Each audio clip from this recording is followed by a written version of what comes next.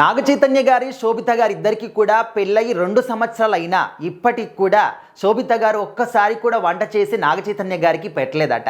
ఈ విషయాన్ని స్వయంగా నాగ చైతన్య గారు ఈ ఫోటో ద్వారా షేర్ చేశారనమాట.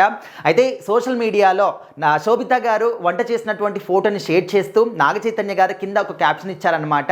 అయితే పెళ్ళై 2 సంవత్సరాలు కావస్తుంది, ఇన్ని రోజులకి ఇప్పుడు నాకు నా భార్య వంట చేసి పెడుతుంది, నేను ఈరోజు ఏదో గొప్ప మంచి పని చేస్తుంటాను, ఏదో అదృష్టంలాగా అనిపిస్తుంది అని చెప్పేసి తను సరదాగా మెన్షన్ చేయడం జరిగింది.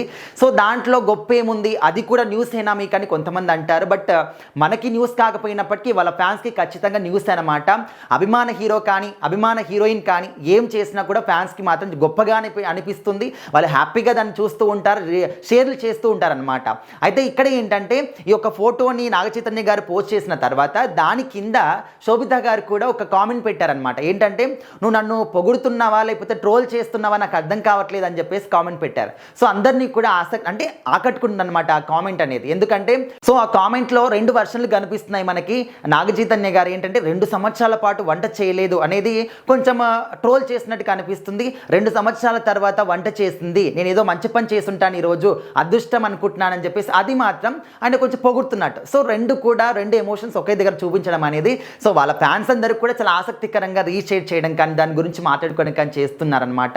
ఎందుకంటే చాలామంది ఏమంటున్నారంటే ఇంతకు ముందు పెళ్లితో కూడా పోలుస్తున్నారు.